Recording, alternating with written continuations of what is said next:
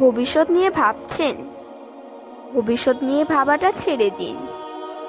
আসসালামু আলাইকুম। আশা করি আল্লাহর রহমতে সকলে ভালো আছেন।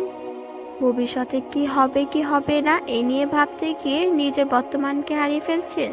ভবিষ্যতে আপনার সাথে কি হবে আপনি কি জানেন? আপনার উত্তরটি হবে না। তাহলে কেন নিজের বর্তমানটাকে নষ্ট করে ভবিষ্যতের কথা ভাবছেন? আপনার বর্তমান সুন্দর না হলে ভবিষ্যৎ কোনোদিন সুন্দর হবে না। বর্তমানে নিজেকে কিভাবে সুন্দর করবেন এই সম্পর্কে আজকে কিছু আমল জানবো।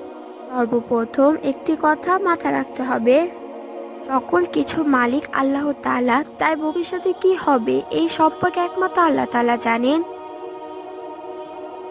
সবসময় চেষ্টা করবে নিজেকে পাপ কাজ থেকে দূরে রাখতে। আসুন জেনে নিন কোন আমলগুলো করলে নিজের বর্তমানকে সুন্দর করতে পারবেন। 1. 5 ওয়াক্ত সালাত আদায় করতে হবে। 2. কেউ আপনার সাথে অন্যায় করলে তাকে ক্ষমা করে দিন। 3. নিজের ভুলগুলো থেকে শিক্ষা নেবেন। 4. সর্বদা কালেমা পড়তে থাকুন।